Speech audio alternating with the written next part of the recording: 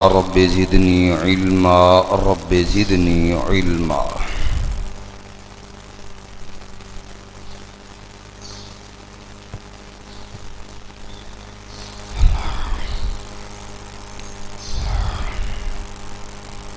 قل من كان عدوا لجبريل فإنه نزله على قلبك بإذن الله مصدقا لما بين يديه وهدى وبشرى للمؤمنین۔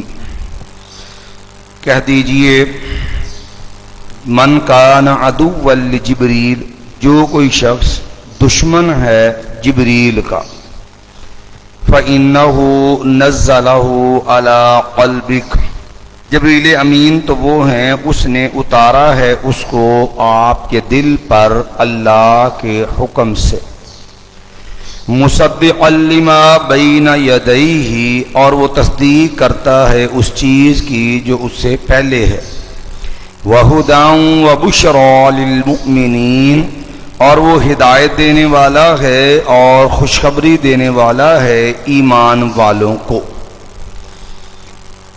اس آیت کا پس منظر یہ ہے، عبداللہ بن سلام رضی اللہ تعالی عنہ نبی کریم صلی اللہ علیہ وسلم کے پاس کچھ سوال لے کر کے آئے کہ جناب، اور کہنے لگے کہ یہ سوالات ایسے ہیں جن کا جواب ما سوائے نبی کے کوئی نہیں جانتا، لا یعلمہ الا نبی۔ تین سوال کیے عبداللہ بن سلام رضی اللہ عنہ۔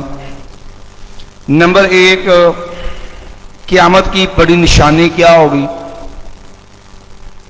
بچہ کبھی ماں کے مشابہ کبھی باپ کے مشابہ، اہل جنت ان کی پہلی مہمانی کس چیز کی ہوگی؟ صحیح بخاری کے اندر یہ بات جو ہے تفصیل موجود ہے، حدیث نمبر 4480۔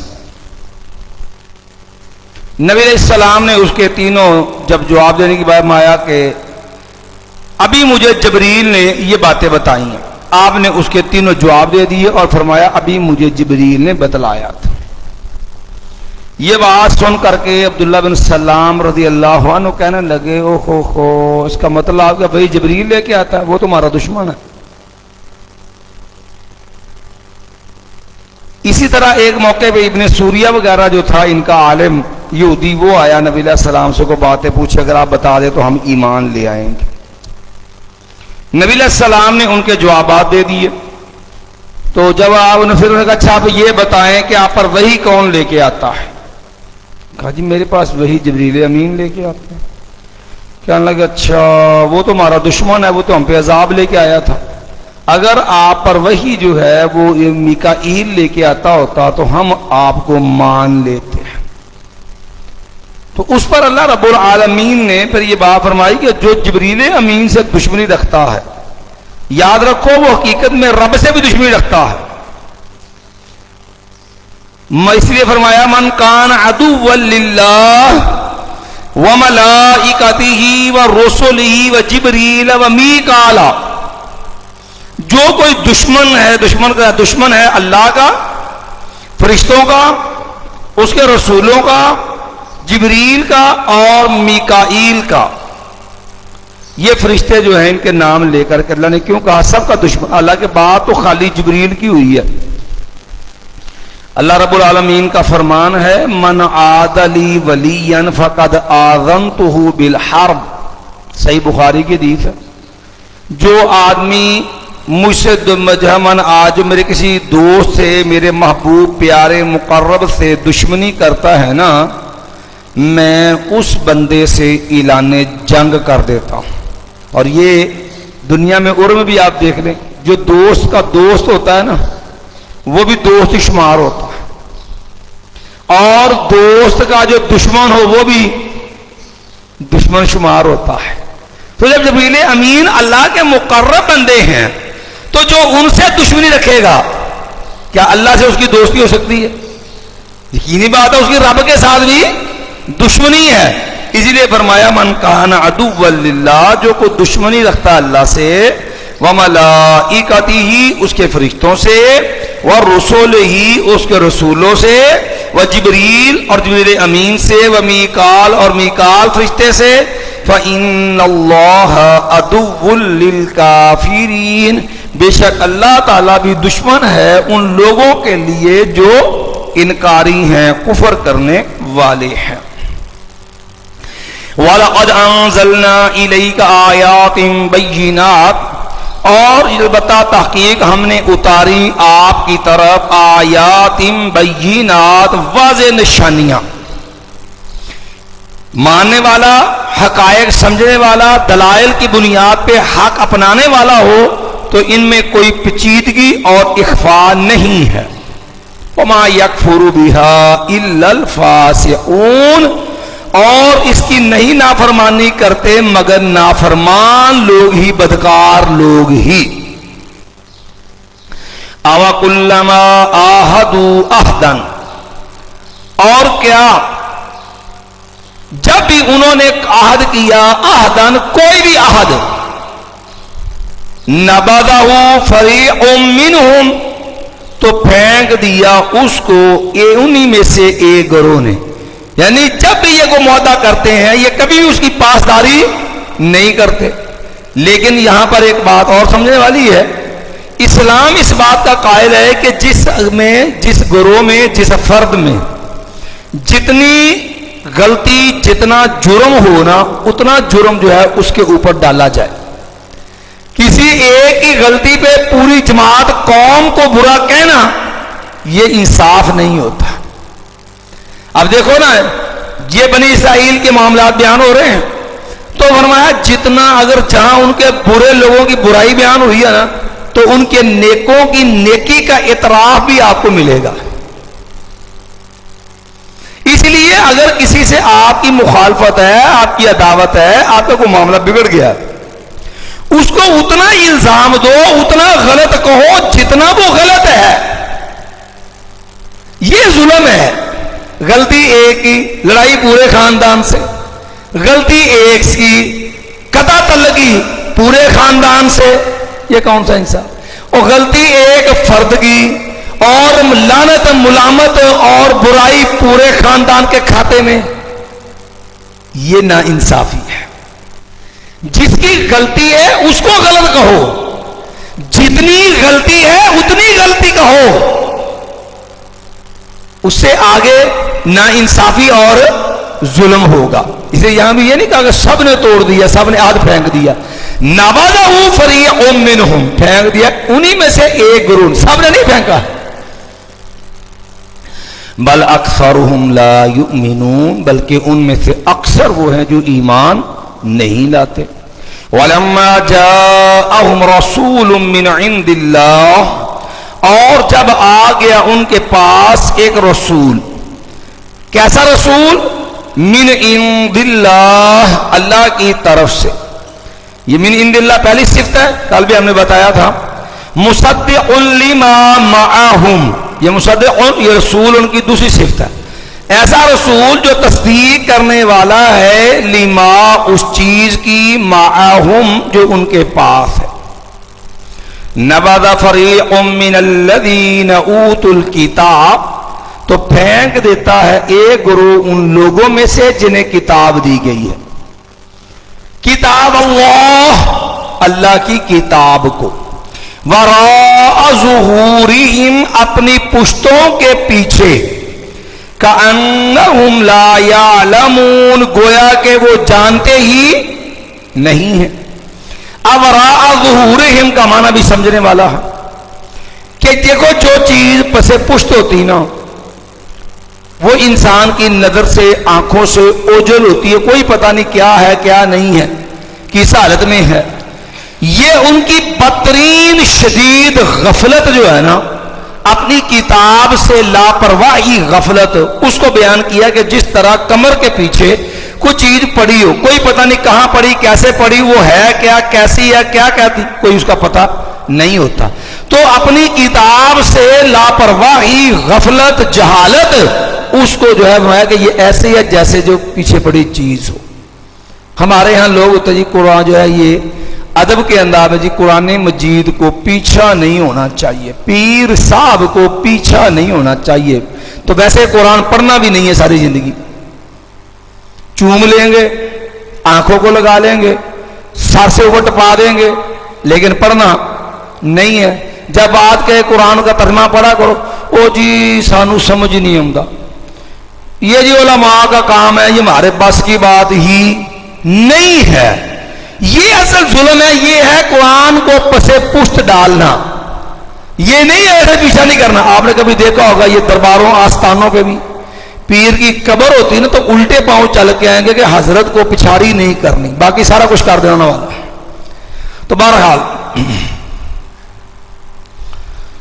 تو یہ چیز جو ہے اصل میں جو ہے کتاب اللہ سے روح گردانی اعراض جو ہے اس کو بیان کیا وراء ظہورہم سے. قرآن کے ادب کا کوئی منکر نہیں ہے، لیکن جو اصل مطلوب ہے نا وہ چیز ضائع نہیں ہونی چاہیے. چلیے جی. وَاتَّبَعُوا مَا تَتْلُو الشَّيَاطِينُ عَلَى مُلْكِ سُلَيْمَانَ. وَاتَّبَعُوا اور انہوں نے پیروی کی، ما اس چیز کی، تَتْلُو الشَّيَاطِينَ جو پڑھتے تھے شیاطین، عَلَى مُلْكِ سُلَيْمَانَ سلیمان علیہ السلام کی بادشاہت میں. وَمَا كَفَرَ سُلَيْمَانَ نہیں کفر کیا سلیمان علیہ السلام نے، وَلَكِنَّ الشَّيَاطِينَ كَفَرُوا لیکن کفر کیا شیطانوں نے. اب یہاں پر دو تین باتیں ہیں وہ توجہ سے سمجھ لیں. نمبر ایک، یہودی لوگ جس طرح رسول اللہ صلی اللہ علیہ وسلم کی نبوت پر معترض تھے، نہ حق اعتراض، یہ ایسے ظالم تھے. یہ سلیمان علیہ السلام کو بھی کہتے تھے کہ ان کی جو بادشاہی تھی خرق عادت، اللہ نے ان کو جو معاملات عطا کیے، جنات ان کے تابع تھے، ہوائیں اللہ نے جو ہے ان کو دی ہوئی تھی جو ایک مہینے کے مسافر صبح شام سفر طے کرتی تھی. تو کہتے یہ سارا کچھ جادو کے بل بوتے پہ تھا، معاذ اللہ وہ جادوگر تھے. حتیٰ کہ یہ جو فلمیں بنی ہیں نبیوں پہ، الگ وہ دیکھنی بھی حرام ہے. ان کے اندر بھی جو بندے کو نبی بنا کے دکھایا، اور یہ رافضی خبیث انسان جو ہے دین اسلام کے حقائق کو مسخ کرنے کے لیے فلمی انداز کے اندر نبیوں کے معاملے بنا کے قرآنی حقائق کو مسخ کیا ہوا. یہ بدترین کفر ہے یہ فلمی معاملہ. اس میں بھی سلیمان علیہ السلام کو بحیثیت جادوگر ظاہر کیا ہوا. اور یہ فلمیں جب نئی نئی آئی ہیں نا، اب تو یوٹیوب نیٹ ہر چیز پہ لب مل جاتی ہے نا. شروع میں جب یہ معاملہ شروع ہوا نا تو چونکہ یوٹیوب چینل اس طرح نہیں تھے، یوٹیوب بعد میں آئی ہے. یہ چیزیں پہلے جو ہیں یہ چلتی تھیں سیڑھیوں کے اندر، اور یہ سیڑھیاں صرف کراچی سے ملتی تھی. کراچی سے بھی شیعہ کا ایمان وغیرہ جو ہے وہ وہاں سے ملتی تھی، وگرنہ عام کسی بھی جگہ سے یہ سیڑھیاں نہیں ملتی تھی. بات سمجھے؟ تو اس لیے یہ اسلام کے خلاف ایک بدترین، اسلام سے لوگوں کو حقائق مسخ کرنے کا ذریعہ ہے، عقیدت کے نام پہ لوگوں کو گمراہ کرنے کا طریقہ ہے. تو سلیمان علیہ السلام اللہ کے سچے نبی تھے، جادوگر نہیں تھے. دوسری بات، وہاں کفر سلیمان، سلیمان علیہ السلام نے کفر نہیں کیا. معلوم ہوا جادوگری کیا ہے؟ کفر ہے. جادوگری کیا ہے؟ کفر ہے. جو اسی لیے نبی علیہ الصلوۃ والسلام نے فرمایا الا اخبرکم باکبر الکبائر اجتنبوا السبع الموبقات، لوگوں 7 ان گناہوں سے بچو جو ہلاک کر دینے والے ہیں، جن میں قتل نفس بھی ہے، اس کے اندر سحر جادوگری بھی ہے. تو یہ جادوگری جو ہے یہ کفر ہے. وَلَكِنَّ الشَّيَاطِينَ كَفَرُوا لیکن شیطانوں نے کیا کیا؟ کفر کیا. يُعَلِّمُونَ النَّاسَ السِّحْرَ وہ سکھلاتے تھے لوگوں کو جادو. وَمَا أُنزِلَ عَلَى الْمَلَكَيْنِ بِبَابِلَ هَارُوتَ وَمَارُوتَ، اور یہ مام موصولہ ہے، اور جو اتارا گیا 2 فرشتوں پر بابل شہر کے اندر. وہ 2 فرشتے کون ہیں؟ یہ ملکین سے بدل ہے. وہ 2 فرشتے ہاروت و ماروت، ایک ہاروت اور دوسرا ماروت. اب یہ 2 فرشتوں پہ اتارا گیا. یہ جادو نہیں ہے. دیکھو نا دو الگ الگ چیزیں. شیاطین جادو سکھلاتے تھے اور جادو کے علاوہ ایک علم یہ تھا جو اب بطور آزمائش دو فرشتوں کے ذریعے لوگوں کو سکھلایا گیا ہے. وَمَا يُعَلِّمَانَ مِنْ أَحَدٍ, اور وہ دونوں نہیں سکھلاتے تھے کسی ایک کو بھی, حَتَّى يَقُولَا, حتیٰ کہ وہ دونوں کہہ دیتے, اِنَّمَا نَحْنُ فِتْنَةٌ, یقیناً ہم آزمائش ہیں, فَلَا تَكْفُرْ, پس تو کفر نہ. اب ہم نے آپ کو بتایا وَمَا أُنزِلَ عَلَى الْمَلَكَيْنِ میں یہ ما موصولہ ہے. یہ اس لیے کہا, بعض لوگ اس ما کو ما نافیہ بناتے ہیں کہ یہ ما کون سا ہے, ما نافیہ, اور منع کرتے ہیں وَمَا أُنزِلَ عَلَى الْمَلَكَيْنِ بِبَابِلَ هَارُوتَ وَمَارُوتَ, نہیں اتارا گیا دو فرشتوں پر بابل شہر میں ہاروت اور ماروت, کچھ بھی نہیں اتارا گیا. وہ بالکل نفی کرتے ہیں. لیکن قرآن مجید کا یہ سیاق و سباق جو ہے یہ اس مفہوم کی نفی کرتا ہے, اس کو ما نافیہ بنانے کی نفی کرتا ہے. یہاں بڑا بڑا تکلف کیا بعد نے اور اس کو ما نافیہ بنا کے مانا کیا وَمَا أُنزِلَ عَلَى الْمَلَكَيْنِ, اور نہیں اتارا گیا دو فرشتوں پر بابل شہر میں کچھ بھی, ہاروت اور ماروت پر. لیکن یہ معنی درست نہیں ہے.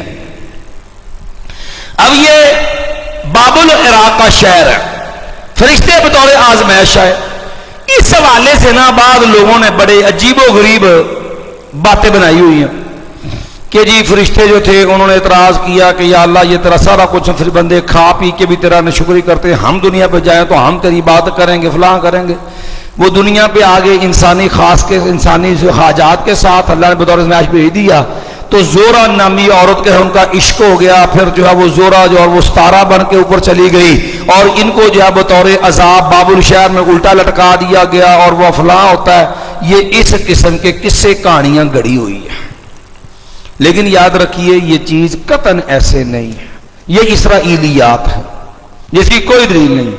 البتہ بعض جو صحابہ کرام سے یہ تابعین سے منقول ہے, وہ بھی جو نو مسلم یہودی عالم تھے, کعب احبار تابعی تھے, یہ نو مسلم جو ہے کعب احبار جو تھے یہ ان سے منقول واقعات ہو سکتے ہیں.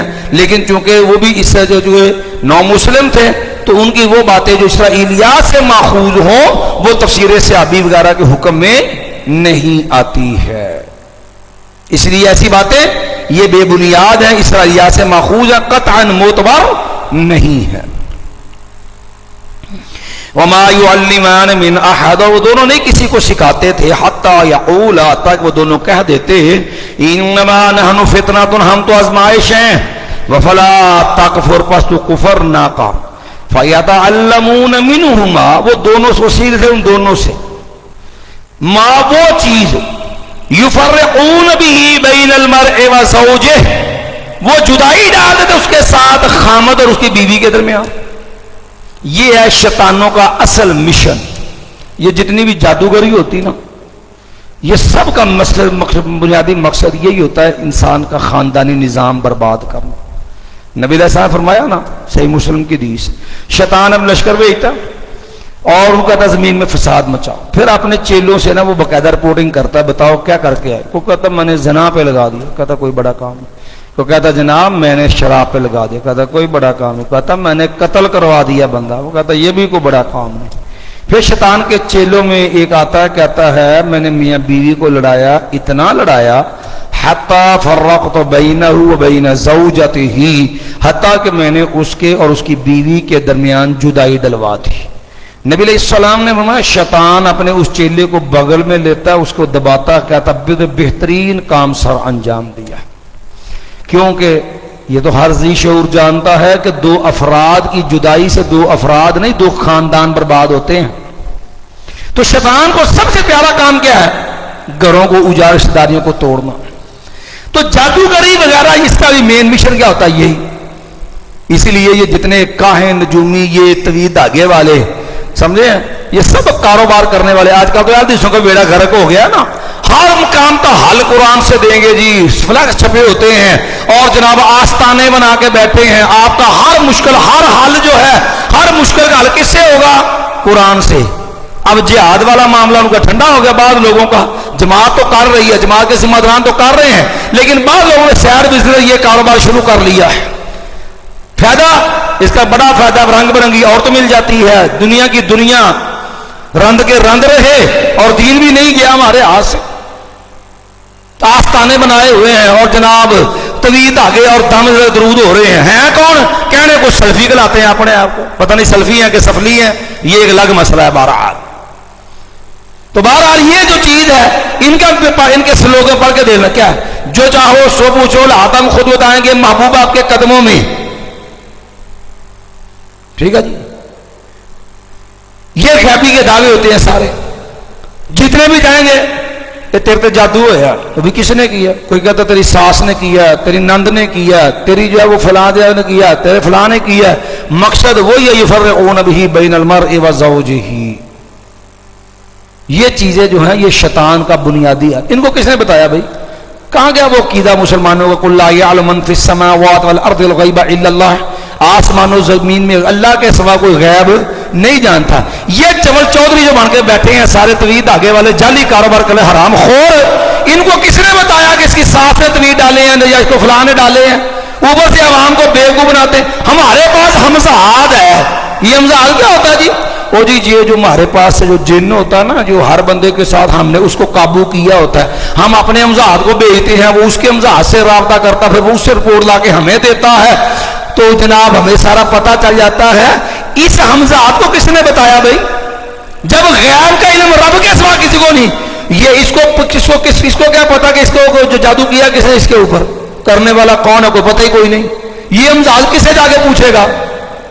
غیب تو رب کے سوا جانتا ہی. عوام کو بیوقوف بنا آتا. ہمارے پاس ہمزاد ہیں جی، اس نے جن قابو کیے ہوئے ہیں.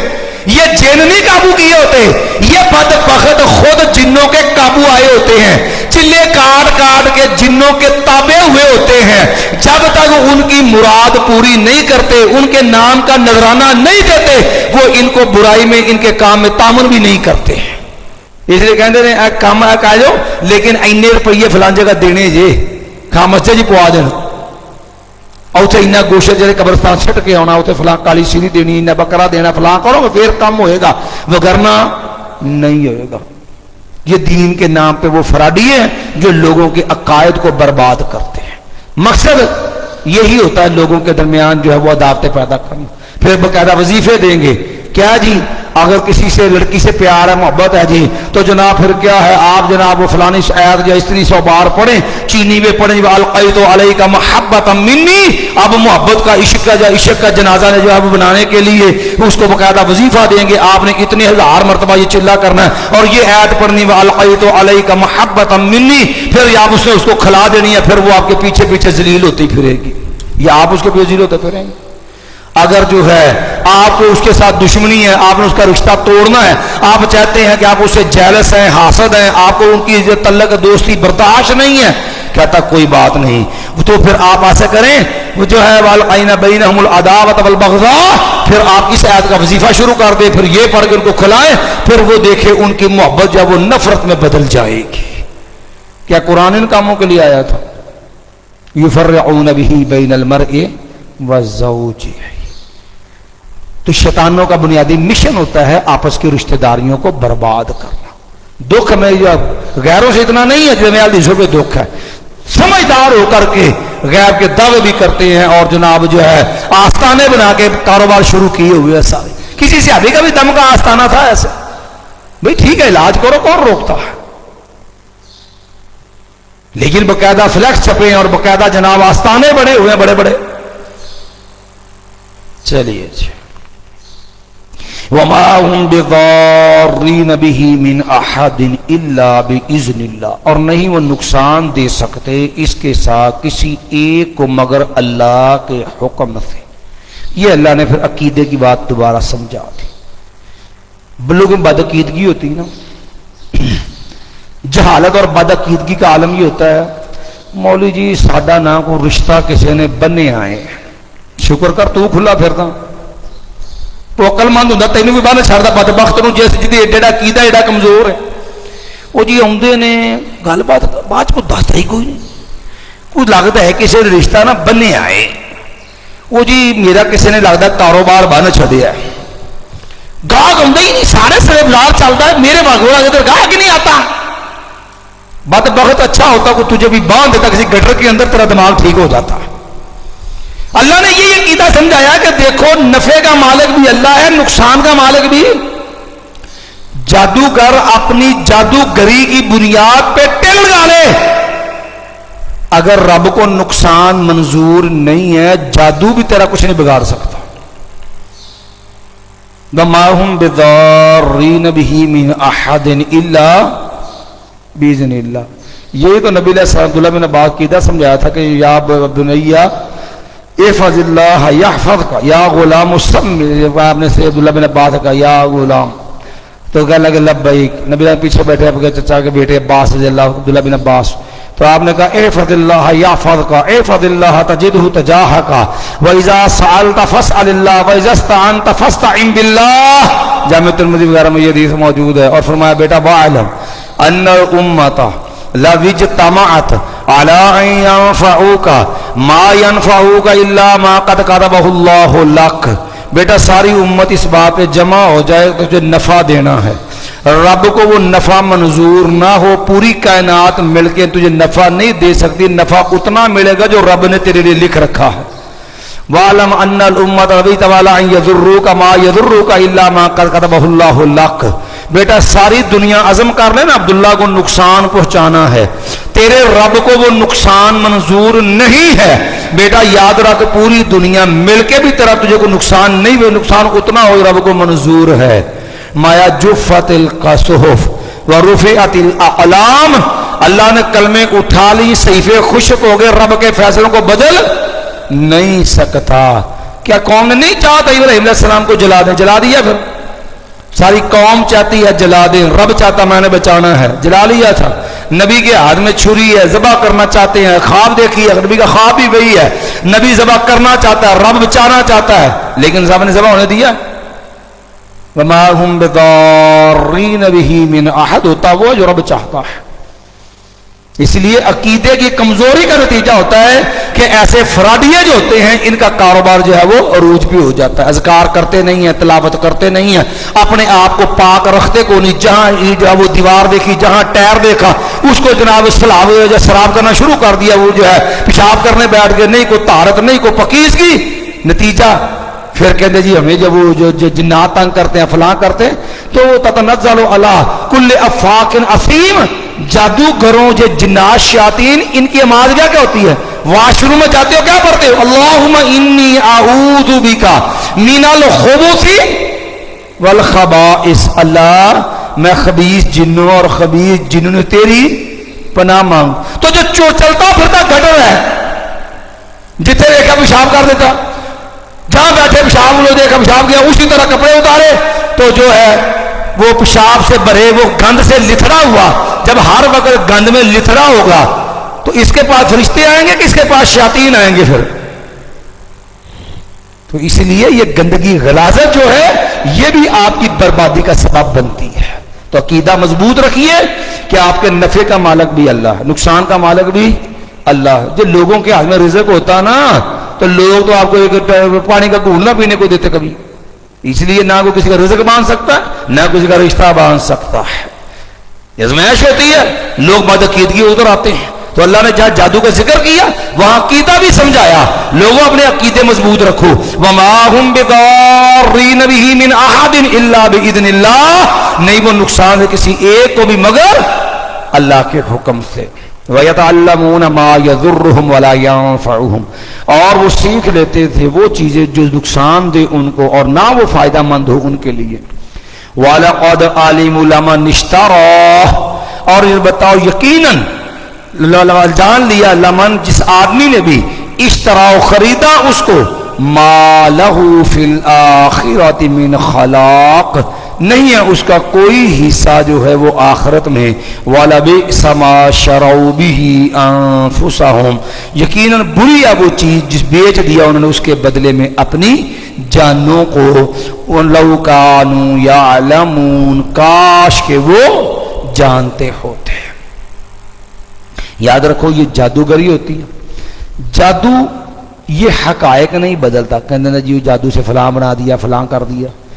جادوگر جادو سے ہمیشہ لوگوں کی نظر بندی کی جاتی، جادو سے چیز کی اصل اور حقیقت نہیں بدلتی، یہ میں رکھنا۔ یہاں جادو کی بات آئی ہے تو ایک بنیادی بات فرق سمجھ لیں۔ اسی لیے اللہ نے قرآن مجید میں دو طرح کے لفظ بولے ہیں، سحروا اعین الناس، سورۃ الاعراف میں ہے نا کہ موسیٰ علیہ السلام سے جادوگروں کا معاملہ بنا نا، تو اللہ نے کہا ان لوگوں نے لوگوں کی آنکھوں پہ جادو کر دیا۔ پھر دوسرے مقام پہ فرمایا سورۃ طامس یخیل الیہ من سحرہم انہا تسعی، یہ جادو کا نتیجہ تھا کہ ان کو جو ہے یہ یخیل الیہ من سحرہم، ان کو جادو سے یوں محسوس ہو رہا تھا کہ وہ جو ہے وہ رسیاں دوڑ رہی ہیں، یعنی حقیقت میں دوڑ نہیں رہی تھی، وہ لوگوں کی نظر کے اوپر جو جادو کیا تھا ان کو ایسا محسوس ہوتا تھا۔ تو یاد رکھیے جادو کے اندر چیز کی اصلیت اور حقیقت تبدیل نہیں ہوتی، جبکہ جو معجزہ ہوتا ہے نا اس میں چیز کی اصل بدل جاتی ہے۔ اسی لیے موسیٰ علیہ السلام سے رب نے کہا نا لا تخف وَأَلْقِ مَا فِي يَمِينِكَ فَإِذَا تَلْقَفُ مَا يَأْفِكُونَ، تو جادوگروں جب دیکھا نا کہ موسیٰ نے لاٹھی پھینکی، وہ سام اور سب کو نکل کے سارا صفایا ہی کر دیا، تو وہ سمجھ گئے کیونکہ جادو جو ہے وہ سیکھا جاتا ہے، جادو کے مخفی اسباب ہوتے ہیں، لیکن وہ جو ہوتا ہے معجزہ وہ تو اللہ کا ایک جو ہے وہ اللہ کی قدرت ہوتی ہے جس کو نبی کے ہاتھ پہ اللہ ظاہر کر دیتا ہے۔ تو اب جادو کو جب یہ حقیقت سمجھ لی کہ یہ تو معاملہ کچھ اور ہے، تو وہ فوراً سمجھ گئے کہ یہ معاملہ جادوگری کا نہیں ہے، اور وہ اسی لیے جو ہے وہ ایمان لے آئے موسیٰ علیہ السلام۔ تو یہ بنیادی ایک فرق ہے جادو میں اور معجزے میں، اس کی تفصیل پڑھنی ہو نا آپ نے فرق کی تو آپ مولانا عبد الرحمن کیلانی رحمت اللہ علیہ کی کتاب ہے عقل پرستی اور انکار معجزات، ان کی ماشاءاللہ کتابیں بڑی بڑی مفید کتابیں ہیں، مولانا عبد الرحمن کیلانی رحمت اللہ علیہ کی، اس کا مطالعہ کریں، اس کے اندر انہوں نے اس پر بھی بحث کی ہے۔ بنیادی طور پر جو ہے نا یہ جو مولوی نعمت اللہ عصری تھا جیل میں جو ہے وہ وزیر آباد والا گمراہ ہو گیا تھا اس بات مسائل میں، تو ایسے لوگوں کا انہوں نے رد بھی کیا ہے اس کے اندر، اس طرح عقل پرست لوگ جو عقل کی بنیاد پہ شریعت کی چیزوں کا انکار کرتے ہیں ان کا رد کیا انہوں نے اس کے اندر جو وَلَوْ أَنَّهُمْ آمَنُوا، اور اگر بے شک وہ لوگ ایمان لے آتے، وَتَقَوْا، اور وہ اللہ سے ڈر جاتے، پرہیزگاری اختیار کرتے، لَمَثُوبَةٌ مِّنْ عِندِ اللَّهِ خَيْرٌ، ثَوَابَ یثوب کا معنی ہے لوٹنا، اور اسی سے مصوبہ ظرف ہے لوٹنے کی جگہ، یہ لمصوبہ پر جو تنوین ہے یہ تنوین تعلیل کی ہے، لمصوبۃ معمولی سی جگہ جو ہے اگر وہ لوگ ایمان لے آتے اور پرہیزگاری اختیار کرتے، لمصوبۃ من عند اللہ، تو یقیناً اللہ کے ہاں تھوڑی سی جگہ بھی خیر بہت بہتر تھی، لو کانوا یعلمون، کاش کہ وہ جانتے ہوتے۔ یا ایھا الذین آمنوا لا تقولوا راعنا، اے وہ لوگوں جو ایمان لائے ہو، لا تقولوا راعنا، نہ تم کہو راعنا، وقولوا انظرنا، اور تم کہو انظرنا، واسمعوا، اور تم سنو۔ یہاں پر اللہ رب العالمین نے یہودی لوگ جو تھے نبی کریم صلی اللہ علیہ وسلم کی مجلس میں آتے، اصل میں تو راع راغ سے ہے راع، آپ ہمارا خیال کیجئے۔ یہودی لوگ جو تھے چونکہ وہ بغض اور حسد رکھتے تھے رسول اللہ صلی اللہ علیہ وسلم سے، آپ صلی اللہ علیہ وسلم کے خلاف انہیں اناد تھا کہ یہ بنو اسماعیل سے کیوں آ گئے، قرآن نے کہا کہ وہ حسد ود کثیر من اہل الکتاب لو یردونکم من بعد ایمانکم کفارا حسدا من عندی، حسد کے مارے ہوئے تھے۔ تو وہ خبیث پھر کیا کرتے، زبان کو پیچ دے کے نا وہ اس کو پڑھتے رائن سے رائی سے راعینا، اے ہمارے چرواہے، یا پھر وہ خبیث کیا کرتے اس کو رائنا کو رائنن رعونت سے، رعونت لفظ جو ہے اسی سے اس کو جو ہے منکرہ غیر معینہ، جیسے تھا نا یا رجولن خذ بیدی، آپ نے پڑھی ہوگی ناو کے اندر کہ نکرہ منادہ جو ہے وہ اس کی تین قسمیں ہوتی ہیں. ایک ہوتا ہے منادہ مفرد مبنی علی الضم، یا آدم یا ابراہیم یا جو ہے یا لوط ہو یا نوح ہو یا ہود ہو یا صالح ہو، یا بھی منادہ مضاف ہوتا یا بنی اسرائیل، منادہ مضاف منصوب ہوتا. منادہ جو تیسری کی قسم ہوتی ہے کہ منادہ نقرہ غیر معینہ، اور یہ منصوب ہوتا ہے. جیسے کوئی نبینا آدمی ہے رستہ پار کرنا چاہتا تو وہ کسی کو کہتا ہے یا رجولن خود بیدی، اسے نہیں پتا بیچارے کون ہے کون نہیں. تو یہ بدبخت جو ہے رعونت سے نکرہ غیر معینہ، اے احمق معاذ اللہ علی یاد باللہ، یا احمق اے احمق اے متکبر، اس قسم کا معنی مراد لے کر کے یہ آپ کو جو ہے وہ طنز کر کے مخاطب کرتے رائنن بنا کر کے رعونت سے. تو اب دیکھو اس لفظ کا نتیجہ معال کیا تھا کہ اس کا نتیجہ پھر توہین بے ادبی گستاخی بن گیا. تو جس کام کا نتیجہ توہین بے ادبی گستاخی یا حرام کو پہنچا دے، جس کام سے جو کام حرام تک لے جائے، شریعت کا ایک اصول ہے سد ذریعہ، پیچھے بات بھی آئی تھی. تو اللہ نے اس چیز سے منع کر دیا تاکہ نہ رہے بانس نہ بجے بانسری، نہ جو ایسا جو چیز ہو نہ آگے حرام تک جایا جائے. تو یہ بھی دلیل ہے آیت سد ذریعہ کی کہ یہ اسلام کا فقہی اصول ہے کہ اگر کسی کام کے نتیجے میں معاملہ حرام تک جاتا ہو تو اس کام سے اس لیے روک دینا تاکہ حرام کا دروازہ بند ہو جائے، یہ چیز سد ذریعہ کہلاتی ہے. تو ان کی اسی وجہ جو ہے وہ بد خصلت کی وجہ سے، یہود کی اس بد روش کی وجہ سے اللہ نے پھر یہ لفظ سے روک دیا لا تقولوا رائنا، تم نے یہ نہیں کہنا رائنا، وقولوا انظرنا، اور تم کہو انظرنا، تو دیکھ ہماری طرف. مایا واسمعوا، اور تم کہو تم سنو، وَلِلْكَافِرِينَ عَذَابٌ عَلِيمٌ، اور کافروں کے لیے جو ہے وہ جو ہے دردناک عذاب ہے. مَا يَوَدُّ الَّذِينَ كَفَرُوا مِنْ أَهْلِ الْكِتَابِ وَلَا الْمُشْرِكِينَ أَن يُنَزَّلَ عَلَيْكُم مِّنْ خَيْرٍ مِّن رَّبِّكُمْ. مایا نبی علیہ السلام کو اللہ نے انتخاب کیا، آپ کو نبوت سے سرفراز کیا، تو اب جو ہے اہل کتاب کو بھی تکلیف تھی کہ آئیے نبی کیوں بنے، مشرکوں کو بھی جب پریشانی تھی. مایا نہیں پسند کرتے، ما یود الذین نہیں پسند کرتے وہ لوگ جنہوں نے کفر کیا اہل کتاب سے اور نہ مشرکوں میں سے، نہ اہل کتاب کو پسند نہ مشرکوں کو. کیا ان ینزل علیکم من خیر من ربکم، کہ اتاری جائے تم پر کوئی بلائی تمہارے رب کی طرف سے. چونکہ یہودی چاہتے تھے کہ نبوت ہمارے خاندان میں بنو اسحاق میں آئے، مشرکین چاہتے تھے لو جی اللہ نے نبی بنانا تھا تو نبی محمد صلی اللہ علیہ وسلم کو بنا تھا. مکہ حجاز کی دو بڑی بستیاں ہیں، مکہ اور طائف.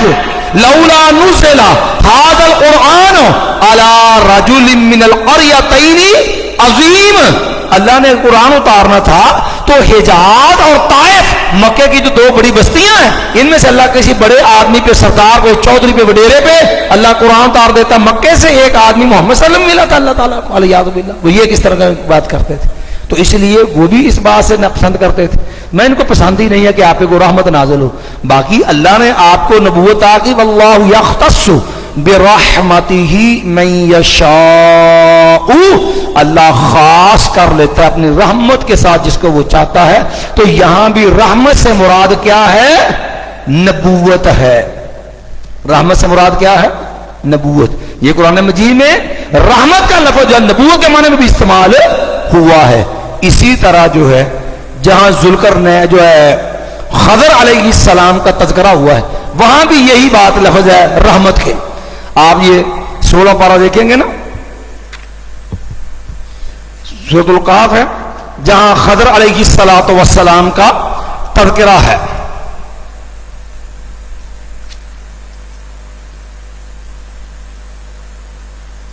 کیسے ہیں جی وہاں پر لفظ ہے؟ ایک منٹ ذرا دیکھ لیں.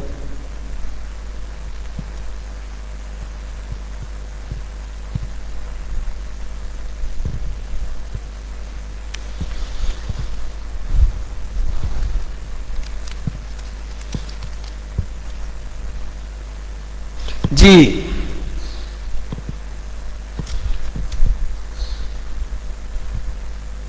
اللہ بھائی کال موسیٰ. اچھا جی ایک منٹ دیکھیں نا. فواجد عبدا من عبادنا آتیناہ رحمتا من عندنا.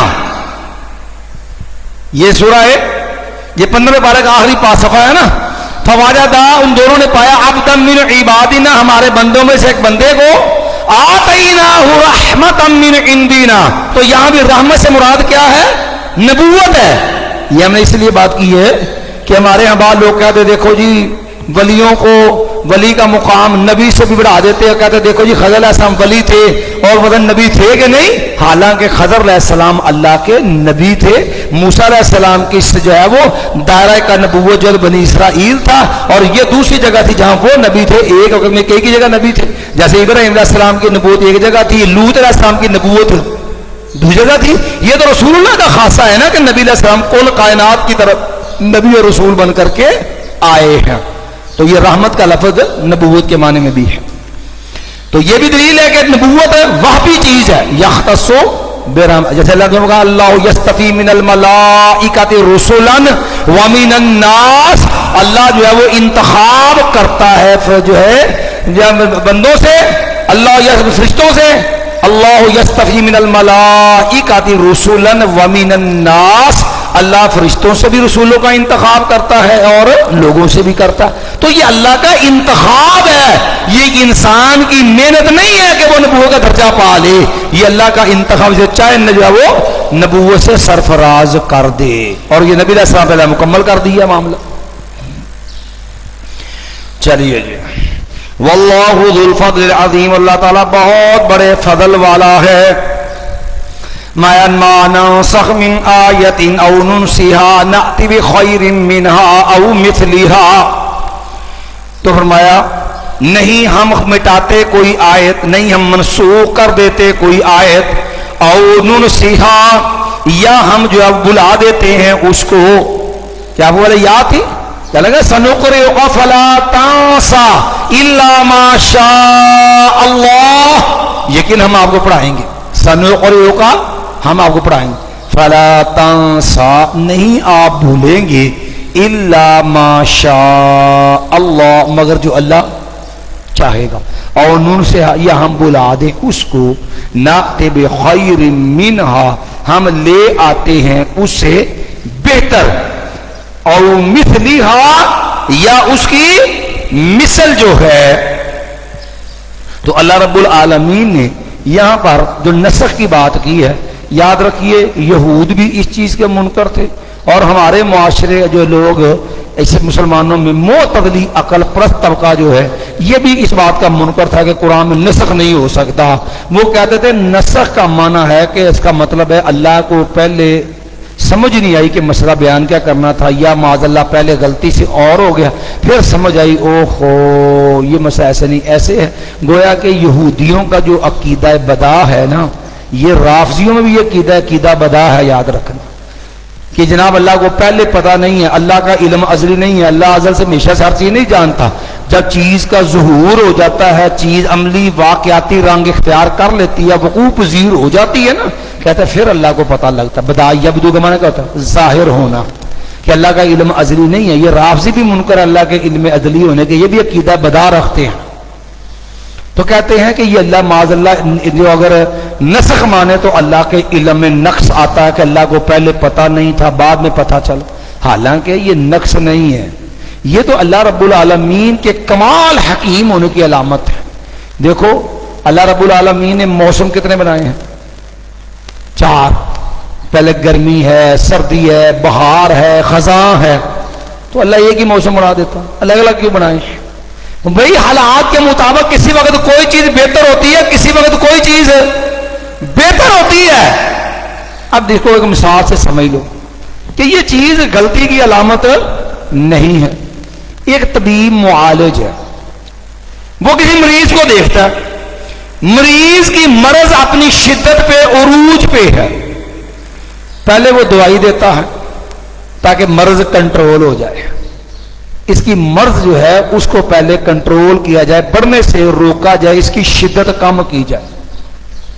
پھر وہ جب دیکھتا ہے کہ بیماری کنٹرول ہو گئی ہے, اب اس کے اثرات پھیلنا بند ہو گئے, اب ہے مرض کا خاتمہ کرنا. اب وہ اگلی دوائی شروع کرا, وہ ختم کر دیتا ہے, اب اگلی دوائی شروع کرتا ہے تاکہ یہ مستقل استعمال کرتا ہے کہ مکمل سے جب دوبارہ اس کو اس کی ضرورت نہ ہو.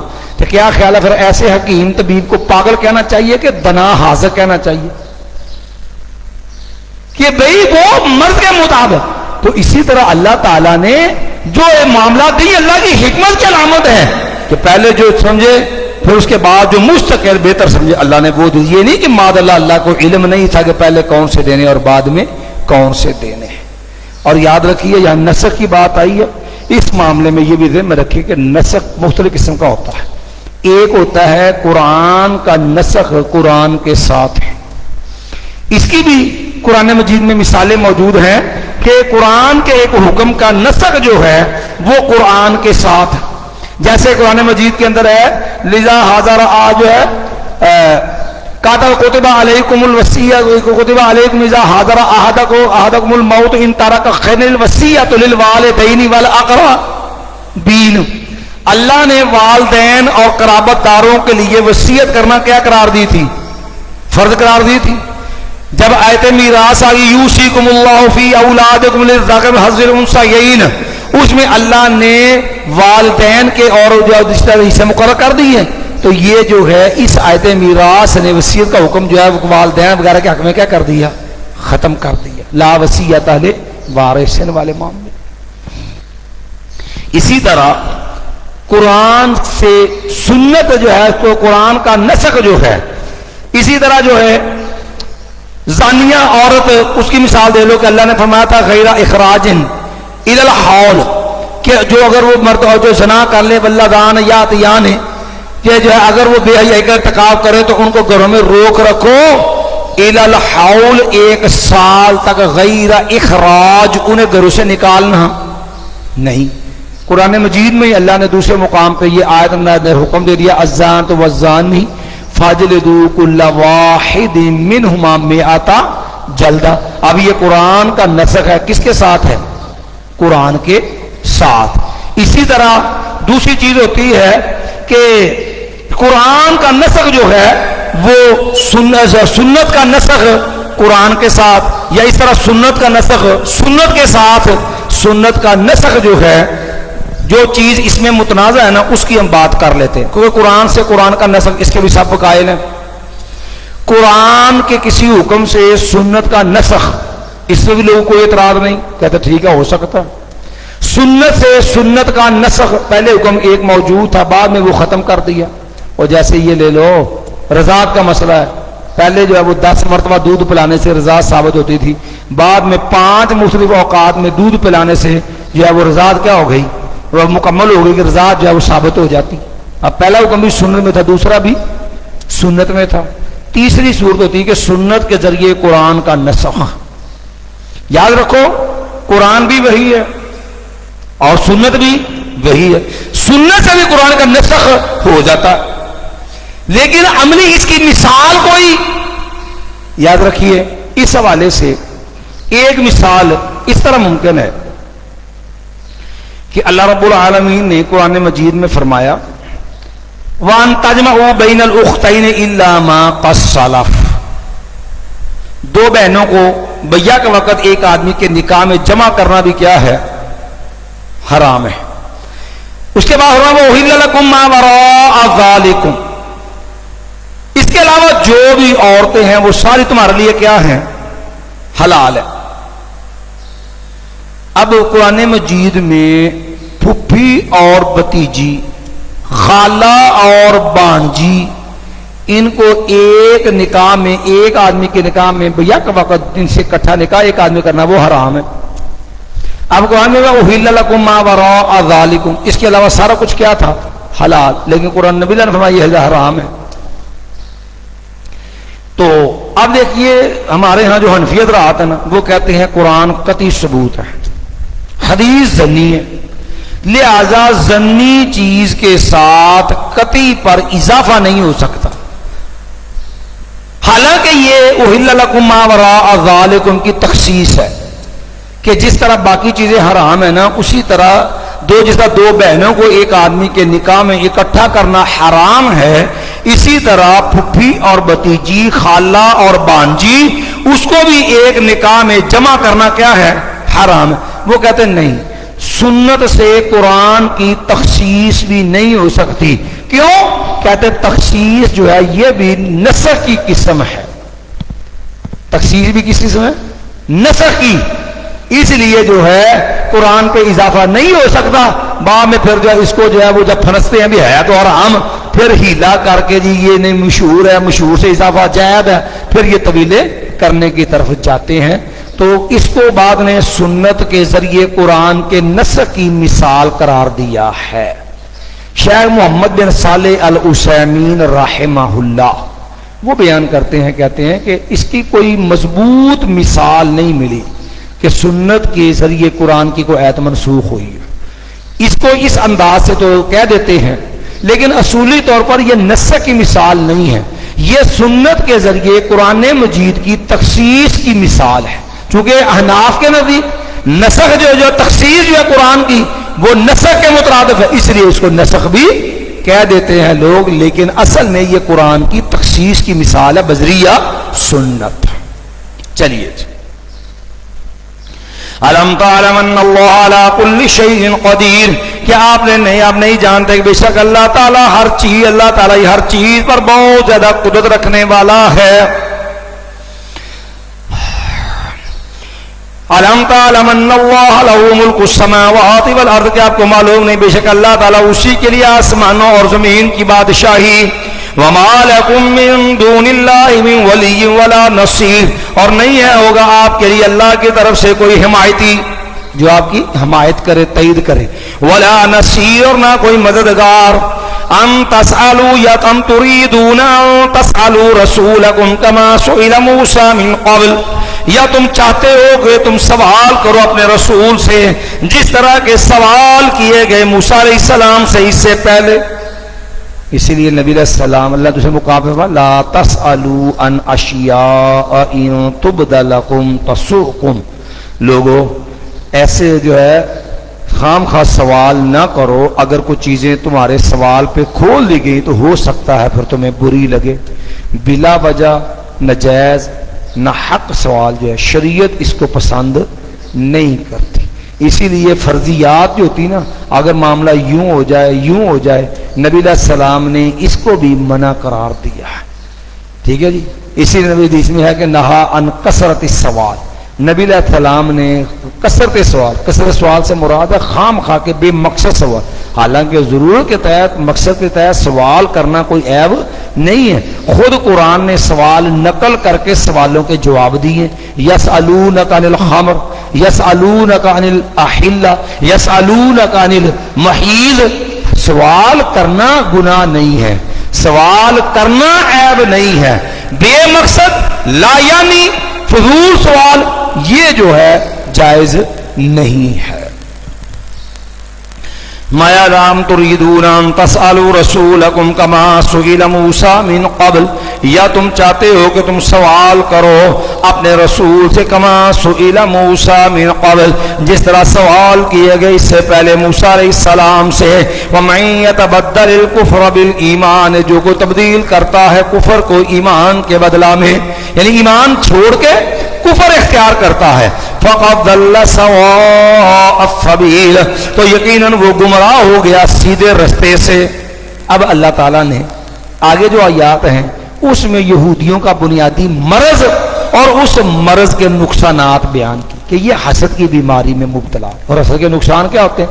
ما ود کثیر من اہل الکتاب، چاہتے ہیں پسند کرتے ہیں بہت سارے اہل کتاب، لو یردونکم، کاش کہ وہ واپس لوٹا دے تم کو، یعنی وہ چاہتے ہیں تم کافر ہو جاؤ، جیسے قرآن جو دوسرے مقام پہ کہا نا ودوا لو تکفرون کما کفروا فتکونون سواء، وہ چاہتے ہیں کہ جس طرح وہ کافر ہے نا، رب کے غضب کا شکار ہیں اور رب کے جو ہے وہ ایمان، رب پہ ایمان سے محروم ہے، وہ چاہتے ہیں تمہیں بھی کافر بنا دے. وَدُّوا لَوْ تَكْفُرُونَ كَمَا كَفَرُوا فَتَكُونُونَ سَوَاءً.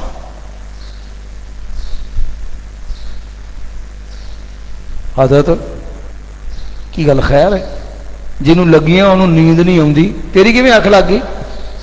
اللہ اکھاں تو پردہ دار پتہ لگے کلاس بیٹھے ہوں. وَدَّ كَثِيرٌ مِّنْ أَهْلِ الْكِتَابِ، چاہتے ہیں پسند کرتے ہیں بہت سارے اہل کتاب، لَوْ يَرُدُّونَكُم مِّن بَعْدِ إِيمَانِكُمْ كُفَّارًا، کہ وہ جو ہے وہ لوگ کاش کہ وہ واپس کر دے تم کو، واپس لوٹا دے تم کو، مِن بَعْدِ إِيمَانِكُمْ، تمہارے ایمان کے بعد، کفارا، کفر کی حالت میں، حسدا من عند انفسکم، اپنے دلوں سے حسد کرتے ہوئے، یعنی وہ دلوں میں جو حسد ہے وہ اپنی قلبی حسد جو ہے اس کی وجہ سے وہ یہ چاہتے ہیں. ٹھیک ہے جی. من بعد ما تبین لهم الحق، بعد اس کے کہ اللہ نے خوب واضح کر دیا ان کے لیے حق. تو حسد کا نقصان ہوتا، بندہ ایمان سے محروم ہو جاتا. اب دیکھو ان کو اللہ نے کتابیں دی تھی، نشانیاں نبی کی پڑھی تھی، ہر چیز پہچانتے تھے، دنیا سے مار کھا کے ذلیل ہو کے یہ یہودی، ٹھیک ہے جی، وہ ٹائٹس وغیرہ اور دیگر جو عیسائی تھے جنہوں نے ان کو مارا، یہ ذلیل ہو کے مدینے میں آ کے ٹھہرے تھے. کس لیے؟ صرف اس لیے کہ ہم لوگ آخری نبی کے اوپر ایمان لا کے اپنے دشمنوں کی کامیابی حاصل کر لیں. یہ لوگ جو ہے باوجود سارا کچھ پہچان، اتنی معرفت کہ یعرفونہ کما یعرفون ابناءہم، جس طرح باپ بیٹے کو اس طرح نبی علیہ کو صاحب پہچانتے تھے، لیکن نہیں مانے. کس لیے؟ حسد. ہائے یہ نعمت اس کو مل گئی. حسد کیا ہوتا ہے؟ حسد کا معنی ہوتا ہے تمنی زوال النعمہ. حسد کا معنی ہوتا ہے تمنی زوال النعمہ، کسی کو جو نعمت ملی ہے اس کے چھن جانے کی آرزو کرنا. ہائے اسے کو مل گئی ہے، اسے ہی چیز چھین جائے. یہ ہوتا ہے حسد. کسی کی عزت دے کے برداشت نہیں کرنا، کسی کا مال دے کے برداشت نہیں کرنا، کسی کی گاڑی دے کے برداشت نہیں کرنا، کسی کی اولاد دے کے برداشت نہیں کرنا، کسی کا کاروبار چلتا دے کے برداشت نہیں کرنا. یہ چھن جائے، یہ برباد ہو جائے، یہ کسی کی نعمت کے زوال کی آرزو، تمنا، خواہش، یہ حسد کہلاتا ہے. بات سمجھ آ گئی؟ اور اسی کا نتیجہ تھا شیطان کا بیڑا گرک کیوں ہوا؟ تکبر کیوں کیا تھا؟ اس کو بھی کیا تھا، وہ چاہتا تھا میں بڑا، مجھے ملنا چاہیے تھا.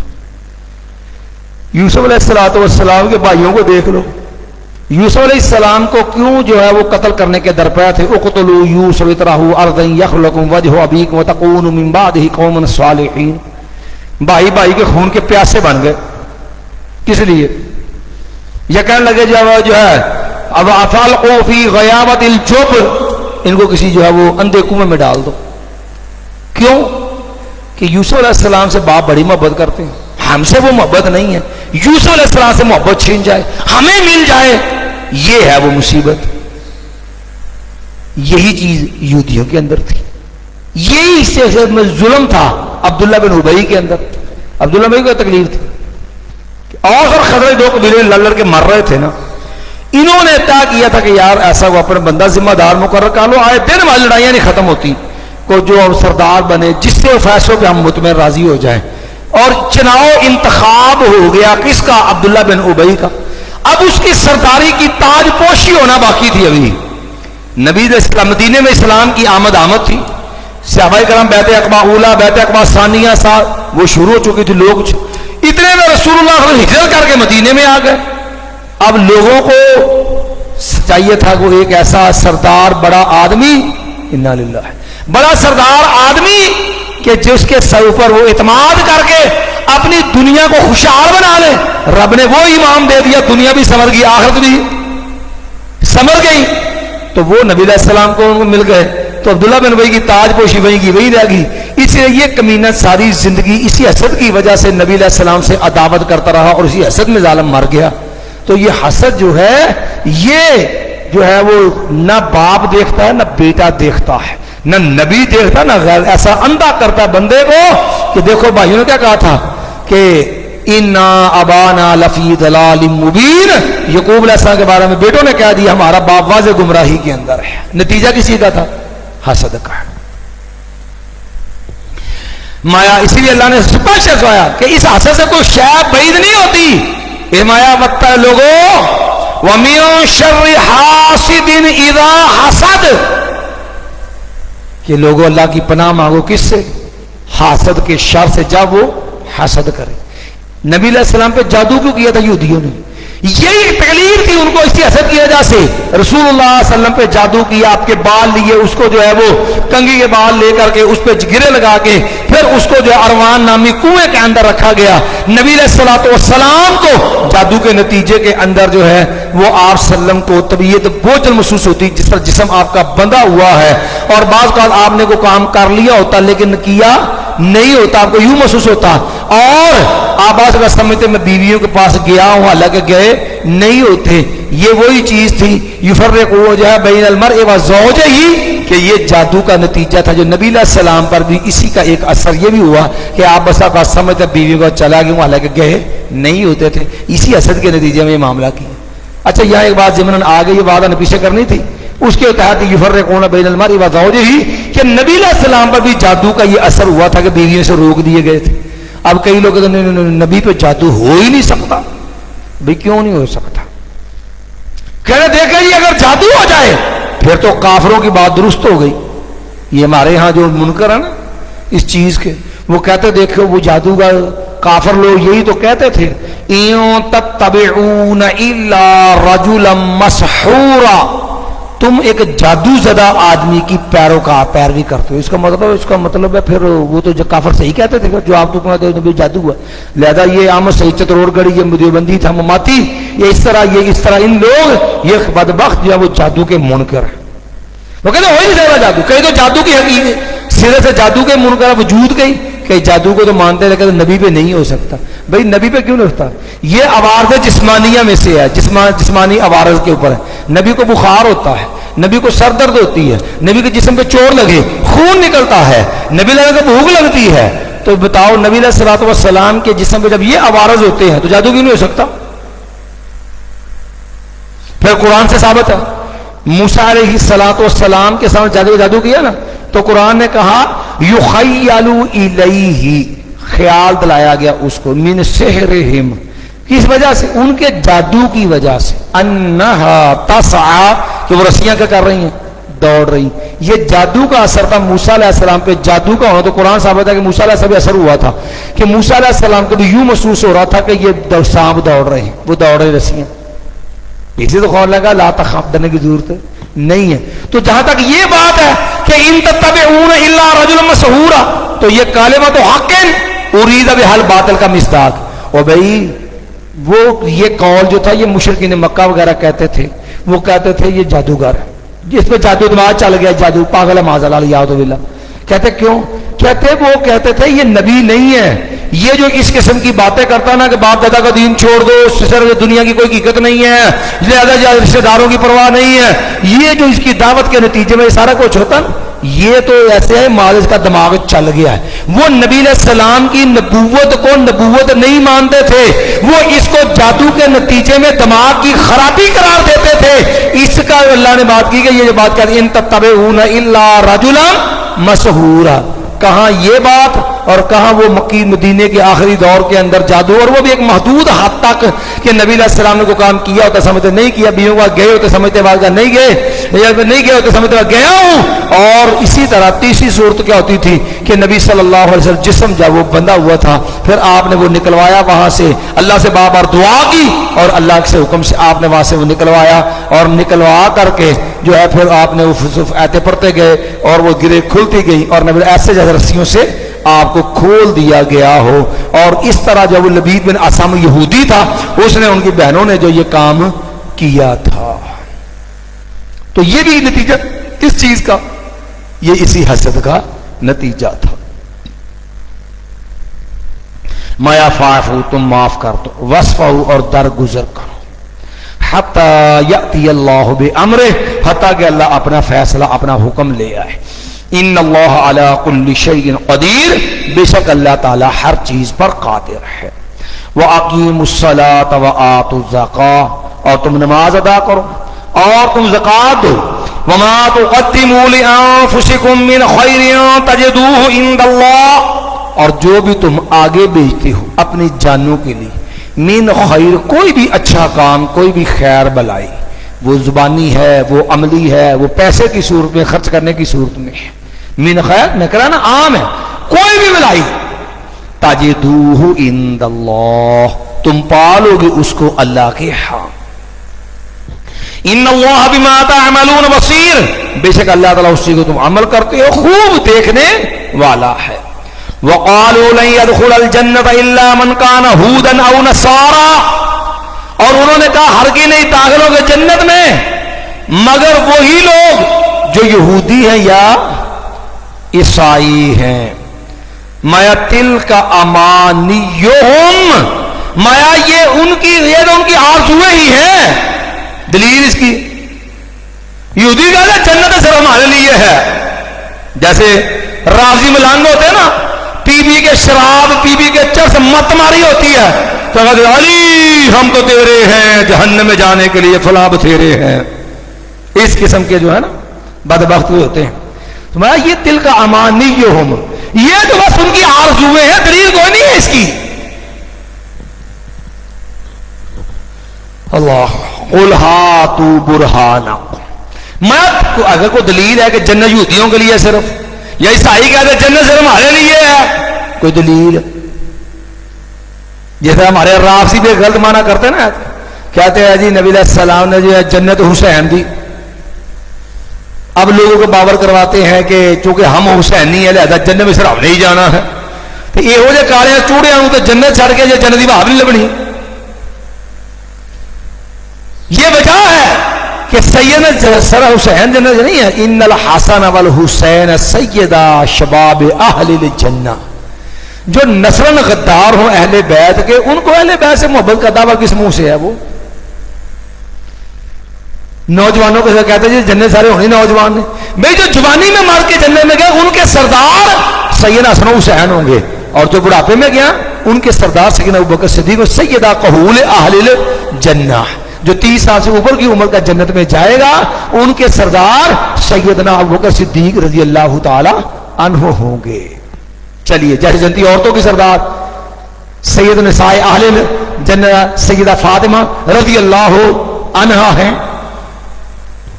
قل ہاتوا برہانکم، لاؤ تم اپنی دلیل. معلوم ہوا کہ بات بنتی ہے کس سے؟ دلیل سے. اتنے کئی ایسے بھی پاگل نے، خادم سے رضوی مر گیا، کہنا کہ جی عشق کی دلیل نہیں ہوتی، عشق کی دلیل نہیں ہوتی. اور بھائی میں کہتا محبت کی کوئی دلیل نہیں، محبت میں سب جائز ہے جو مرضی کرو. تو یہودیوں نے عزیر ابن اللہ محبت میں کہا، دشمن میں کہا تھا. عیسائیوں نے مسیح ابن اللہ محبت میں کہا تھا، دشمن میں کہا تھا. نبی علیہ السلام نے پھر کیوں کہا تھا لا تطرونی کما طرد النصارى عیسی ابن مریم، لوگوں میری شان میں اتنا مبالغہ غلوب نہ کریں. تو عیسائیوں نے عیسی ابن مریم کے بارے میں کیا، ولکنی عبداللہ فقول عبداللہ ورسولہ. تو اس لیے بات دلیل سے بنتی ہے. قل ہاتوا برہان، اللہ تم اپنی دلیل، ان کنتم صادقین. بلا کیوں نہیں، من اسلم وجہہ للہ، جس نے تابع کر دیا، اسلم اسلام فرما برداری اختیار کرنا، تابع کر دے جھکا دینا. بلا کیوں نہیں، من اسلم وجہہ للہ، جس نے تابع کر دیا اپنے چہرے کو اللہ کے، وہو محسن، اور وہ جو ہے پوری توجہ یکسوئی سے اللہ کی عبادت کرنے والا ہے. فَلَهُ أَجْرُهُ عِندَ رَبِّهِ، اسی کے لیے اس کا اجر اس کے رب کے ہاں. وَلَا خَوْفٌ عَلَيْهِمْ وَلَا هُمْ يَحْزَنُونَ، اور نہیں ان پہ کوئی خوف ہوگا اور نہ وہ غمگین ہوں گے. وقالت اليہود لیست النصارى على شيء، اور یہودیوں نے کہا نہیں ہے عیسائی کسی بھی دین پر، کسی بھی چیز پر.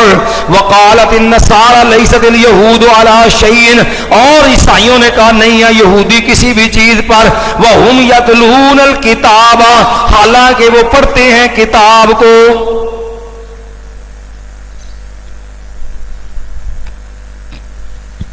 اب دیکھو یہودی کہتے تھے عیسائی کسی چیز پر نہیں، کوئی دین نہیں ان کا، یہ بھی معاذ اللہ دین سے فارغ ہے. حالانکہ تورات کے اندر عیسیٰ علیہ السلام کا ذکر نشانی ان کے معروف، لیکن یہودی مانتے نہیں تھے. اور اسی طرح انجیل کے اندر موسیٰ علیہ السلام کی نبوت کا تذکرہ اور معاملات، لیکن اسی ضد کی وجہ سے، عیسائیوں سے مخالف وجہ سے وہ اس چیز کے انکاری تھے. تو اپنے ذاتی عصبیت کی وجہ سے جو احکام ان کی کتابوں میں موجود ہے اس کو بھی نہیں مانتے تھے. ہر ایک دوسرے کی تکفیر کرنے پہ کھڑا. وہ کہتا ہے یہ بے دین، یہ کافر ہیں، یہ خارج ہیں، انہوں جنت میں نہیں جانا، یہ کسی کھاتے میں نہیں. وہ کہتے ہیں نہیں، تم جو کسی کھاتے میں نہیں، حالانکہ دونوں کتاب پڑھتے ہیں. کذالک قال الذین لا یعلمون مثل قولہم، اسی طرح کہا ان لوگوں نے لا یعلمون جو جاہل نہیں جانتے، مثل قولہم انہی کی بات کی طرح. یعنی وہ بھی کہتے ہم حق پہ ہیں، باقی سارے باطل اور غلط ہیں. اور یہی الزام، یہی باطل گمان ہمارے بعض مسلمان گروہوں کو بھی ہے کہ جنت میں سے ہم نے جانا. جیسے قرآن مجید کی تفسیر بھی رائے کرتے ہیں نا یہ بدبخت کئی لوگ.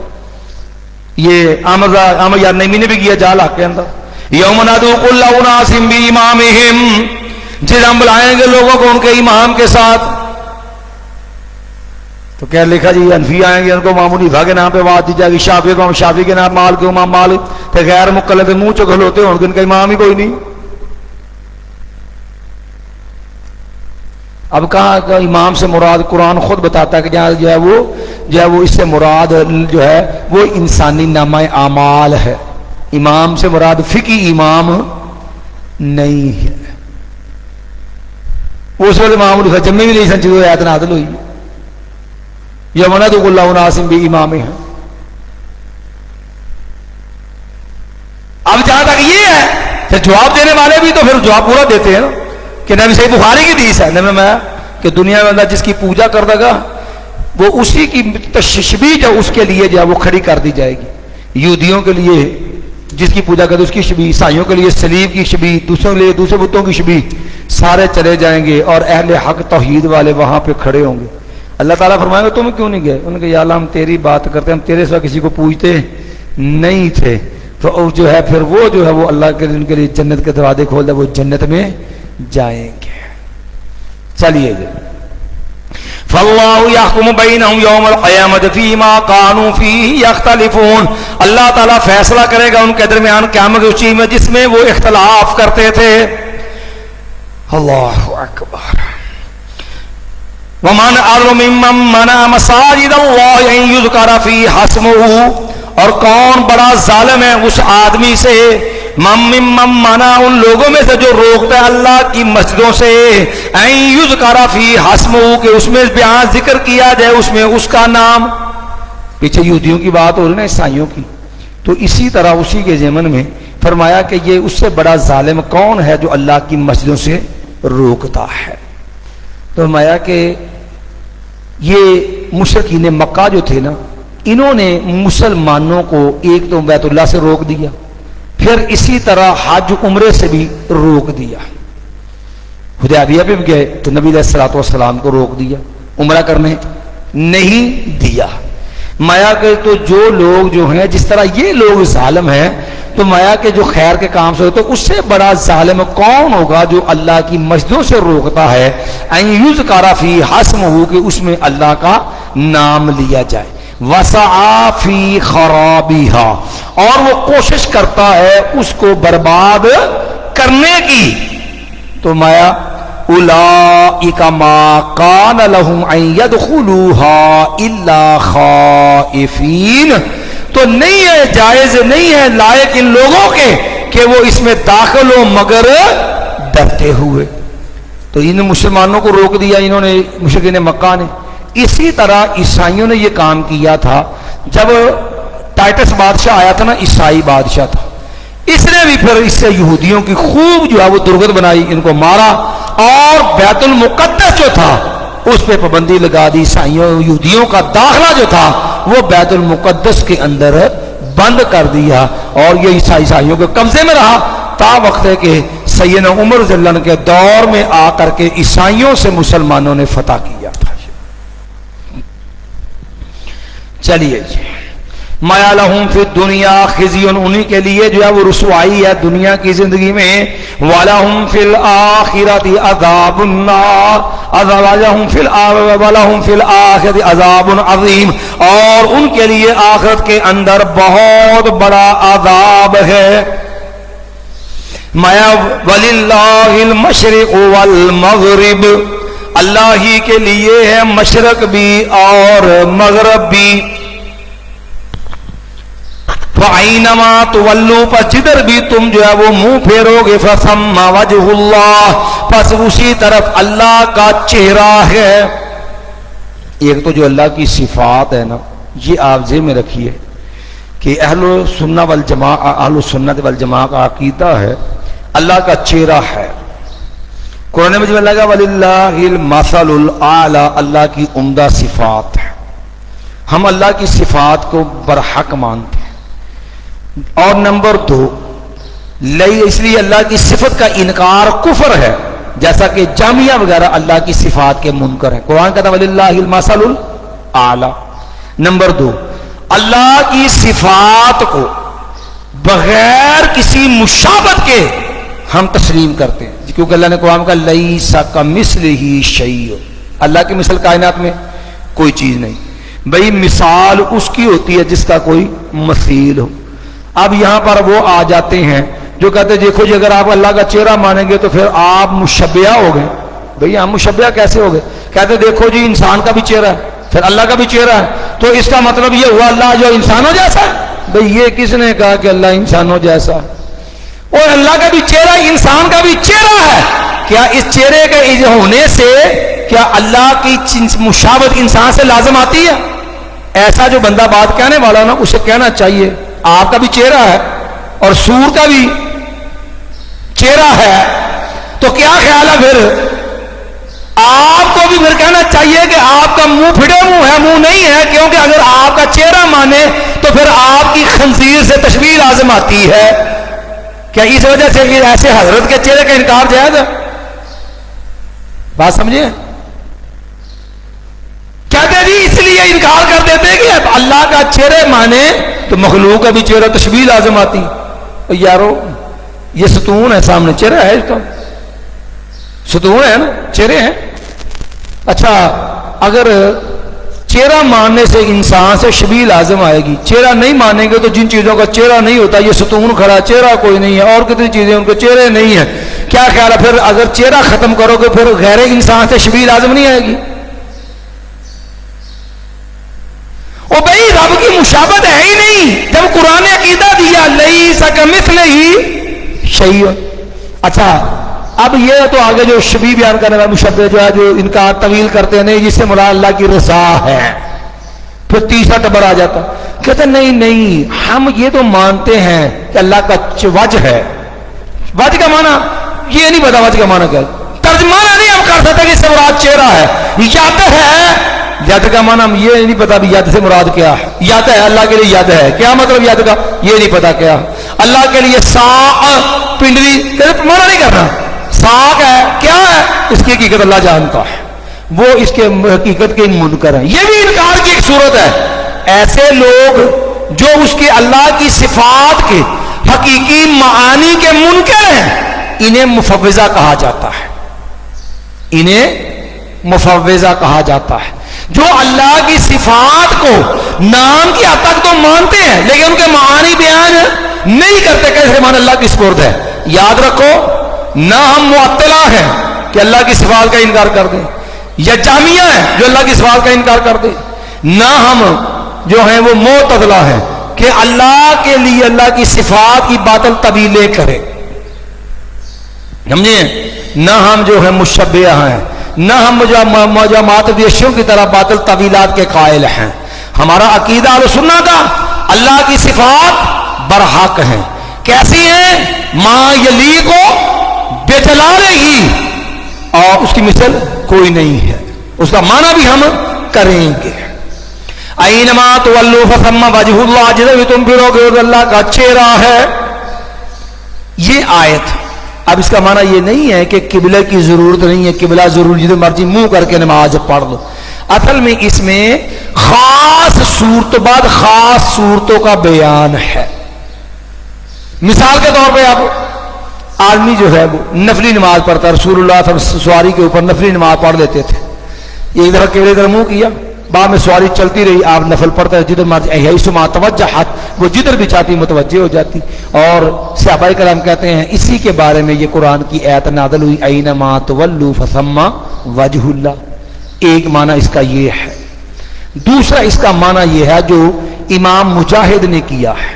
امام مجاہد نے کیا ہے کہ اینما جو ہے اینما تولوا فثم وجہ اللہ، یہ اینما بمعنی حیثما ہے. حیثما تولوا فثم، تم جس جگہ بھی ہو جدھر بھی ہو وہی نماز پڑھ لو. یعنی اگر تمہیں پیچھے جو بات ہو رہی ہے نا سیاق میں وَمَنْ أَظْلَمُ مِمَّنْ مَنَعَ مَسَاجِدَ اللَّهِ يُذْكَرَ فِيهَا اسْمُهُ وَسَعَىٰ فِي خَرَابِهَا، کہ کون بڑا ظالم ہے جو مسجدوں سے روک دیتا ہے اس میں اللہ کا نام لیا جائے. یعنی اس سے بڑا ظالم کوئی نہیں. یہ سچ بڑا کہ اگر تمہیں مسجد سے روک دیا جائے، مسجد میں داخل نہ ہونے دیا جائے، تو کہتے ہیں ایسی صورت میں اس آیت کا معنی بنے گا فَحَيْثُمَا تَوَلُّوا، اینما معنی حیثما، تم جس جگہ بھی ہو ادھر ہی نماز پڑھ لو. مسجد میں پڑھنی پھر لازم نہیں ہے. جو عام اس کا زیادہ واضح معنی ہے وہ یہ ہے کہ یہ خاص صورتوں کا بیان ہے جس کے اندر آدمی بسا اوقات کسی ایسی جنگ کی حالت میں ہے کہ اس کے لیے قبلے کی طرف منہ ہو کر نماز پڑھنا ممکن نہیں ہے. جیسے سنن ابی داؤد میں حدیث ہے، نبی علیہ السلام نے سیدنا انس اور سیدنا انیس رضی اللہ عنہ کو بھیجا. ایک آدمی تھا خالد بن سفیان، اس نے رسول اللہ صلی اللہ علیہ وسلم کے خلاف جنگ کا پروگرام بنایا، چڑھائی کر رہا، تیاری کر رہا، لشکر تیار کر رہا تھا. ارنا یا عرفات مقام میں سے پڑاؤ ڈالا ہوا تھا. تو نبی کریم صلی اللہ علیہ وسلم نے انیس رضی اللہ تعالی عنہ کو بھیجا. تو کہا یا رسول اللہ مجھے کیسے پتا چلے گا کہ وہ کون ہے؟ اور اس کی نشانی یہ ہوگی کہ تیرے اوپر جو ہے وہ کب کبھی تاریخ دفعہ ہو جائے گی جی تو پہچان لے گئے بندہ کو. سیدنا انیس رضی اللہ تعالیٰ کو قتل کرنے کے لیے گئے. جب اس کے پاس گئے نا تو اب وہ سامنے تھا، تو ادھر نماز اثر کا وقت بھی تھا. اب خالد اگر سیدنا انیس نماز پڑھتے وہاں نماز پڑھنے ممکن ہے، ان کو پتہ چل جانا تھا کہ یہ آدمی نبی علیہ السلام مسلمان ہے تو وہ معاملہ خراب ہو جانا تھا، پکڑے جانا تھا کہ یہ قتل ہو جانا تھا. اب عصر کی نماز کا وقت تھا، نماز بھی پڑھنی تھی اور اس کا کام بھی تمام کرنا تھا. تو اب سیدنا انیس رضی اللہ عنہ اس انداز میں تھے کہ یوں سمجھ لو ادھر قبلہ ہے نا، تو وہ ادھر مخالف سمت میں جا رہے تھے. اب قبلہ بالکل مخالف سمت میں تھے، عصر کی نماز بھی پڑھنی تھی. تو انیس رضی اللہ تعالی نے چلتے ہوئے ہی اشارے سے نماز پڑھ لی، قبلہ بھی مخالف سمت میں تھا، اور اس کو قتل کیا. یہ ایسی اضطراری جو جنگی صورت ہوتی ہے جس کے اندر جو ہے فصلو قیامن او رکبانا، کہ چلتے ہوئے یا سواریوں پہ سوار نماز پڑھو، یا پھر اس سے مراد وہ خاص صورت ہوتی ہے. خاص صورتوں میں بسا اوقات بندہ کسی جنگل میں، کسی پہاڑی علاقے میں، کسی کھلی جگہ میں ویرانے میں ہے، اچھا اس کو قبلے کی جہت کا علم نہیں ہوتا کہ یہ قبلہ کدھر ہے. وہ کوشش کرتا ہے، اپنا سارا زور لگا کے معلوم کرنے کی کوشش کرتا ہے کہ قبلہ کس جانب ہے، لیکن بسیار کوشش کے باوجود، بہت زیادہ تتبع تلاش کے باوجود وہ سمجھتا ہے کہ قبلہ فلاں طرف ہے. وہ اسی طرح منہ کر کے نماز پڑھ لیتا. تو بعد میں پتہ چلا او ہو میں نے تو نماز ادھر پڑھ لی، قبلہ تو ادھر تھا. بعد پتہ چلا تو ایسے بندے میں بھی نماز ہوئی. تو یہ جو ہے نا اینما تولو، جدھر بھی تم پھرو گے فثم وجہ اللہ، تو اس سے مراد یہ وہ مخصوص صورتیں ہیں، ورنہ جہت قبلہ فرض ہے. فَاسْفَلُّوا وُجُوهَكُمْ شَطْرَ الْمَسْجِدِ الْحَرَامِ، وہاں نص موجود ہے. بات سمجھ آ گئی ہے؟ ان اللہ واسع علیم، بے شک اللہ تعالیٰ بہت زیادہ جو ہے وہ وسعت والا اور بہت زیادہ علم والا ہے. وقالوا اتخذ اللہ ولدا، اور انہوں نے کہا کہ اللہ نے اولاد پکڑی، اللہ کی اولاد ہے. سبحانہ، حالانکہ وہ پاک ہے اس سے، کیونکہ اولاد جو ہوتی نا یہ محتاجگی کی دل ہوتی ہے کہ آدمی کو اپنے بڑھاپے کا سہارا بنے گا، اس کی مامن ہوگی. تو اللہ تعالیٰ ہر قسم کی محتاجگی سے کیا ہے؟ پاک ہے. تو اس لیے میں قالوا اتخذ اللہ ولدا، ان کو اللہ کی اولاد، سبحانہ وہ اس سے پاک ہے، اللہ کو اولاد کی ضرورت نہیں ہے، مایا اس کو اولاد کی ضرورت کیا ہے؟ اور بل لہ ما فی السماوات والارض، بلکہ اسے اللہ کے ہر وہ جو آسمانوں اور زمین میں ہے۔ اور بھائی اولاد بندے کی محتاج کی علامت ہے، تو رب کو تو کسی کی محتاجگی ہو، تو ہر چیز ہی رب کی ملکیت ہے، اسی کے اختیار میں ہے۔ تو اسی لیے اللہ دوسرے مقام پر لم یلد ولم یولد۔ لیکن اس مسئلے میں یہودیوں نے بھی ظلم کیا، عیسائیوں نے بھی، مشرکین مکہ نے بھی۔ یہودیوں نے کیا کہا؟ قالت الیہود عزیر ابن اللہ، یہودیوں نے عزیر علیہ السلام کو اللہ کا بیٹا قرار دیا۔ عیسائیوں نے قالت النصارى مسیح ابن اللہ، عیسائیوں نے کہا عیسیٰ علیہ السلام اللہ کا بیٹا ہے۔ اور گمراہ مرتدین زنادقہ زندیق لوگوں میں سے مرزائیوں کا بھی یہی عقیدہ ہے۔ مرزا قادیانی نے لکھا ہے اپنے روحانی خزائن کے اندر، انہوں نے کہا ہے کہ استعارے کے رنگ میں بھی ابن اللہ ہوں، رب کا بیٹا ہوں۔ اور ہمارے یہاں بھی یہ ظلم ہے بعض گمراہ فرقوں نے کہ یہ صوفیاء کے ہاں ایک عقیدہ ہے نور من نور اللہ۔ پہلے اس کی اثر سمجھ لو، یہ بنیادی طور پر جتنے باطنی ہیں نا ان کا یہ عقیدہ ہے، اور اس کے لیے وہ موضوع من گھڑت روایات بھی پیش کرتے ہیں، بالکل من گھڑت ہے وہ۔ اب ہمارے یہاں یہ باطنیت کی جو شاخ ہے بریلویت، یہ عقیدہ نورانیت ان کے اندر بھی ہے، دیوبندیوں میں بھی ہے، لیکن دونوں کی مرادیں وکری وکری ہیں، یہ دونوں باطنی ہیں۔ اور پلیت باطنی جو ہے وہ اصل ہے رافضی، یہ باطنیوں کا عقیدہ۔ وہ کیا تھا؟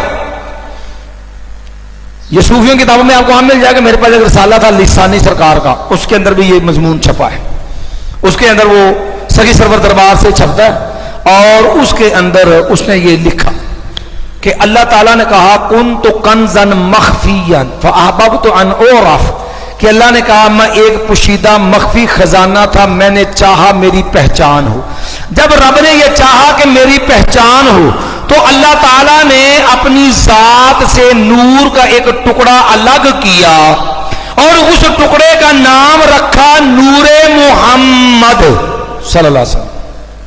پھر اس نور کے ٹکڑے سے آگے ساری کائنات تخلیق کی۔ تو گویا کہ کیا رب، کیا نبی علیہ السلام، کیا ساری کائنات، یہ سارا کس کا جزء حصہ ہوا؟ رب کا ہے۔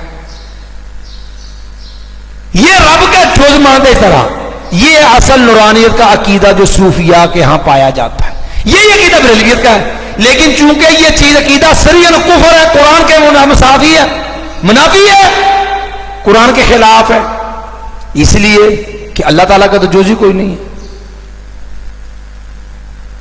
وَجَعَلُوا مِن اللَّهِ مِنْ عِبَادِهِ، کیسے لفظ ہے من عبادِ جزءا، انہوں نے اللہ کے اس کے بندوں سے رب کے اجزاء بنا دیے۔ اب دیکھیے یہ جو سارا بالواسطہ گویا کہ رب ہی ہے، نبی بھی رب کا حصہ، ساری کائنات بھی رب کا حصہ۔ ہمارے یہاں بھی آ گیا یا نور من نور اللہ۔ اب نور من نور اللہ کا عقیدہ، نبی رب کا جز ہے، اور یہ تو اولاد سے بھی زیادہ سنگین اور خطرناک مسئلہ ہے۔ لیکن پھر تدلیل کہتے نہیں نہیں ہمارا یہ مطلب نہیں ہے، ہم تو اس کو کفر کہتے ہیں جو نبی کو رب کا جز مانے۔ ہمارا ہم کو ترجمہ پھر کرتے نہیں نہیں، اس کا مطلب ہے اللہ کی طرف سے نور آیا۔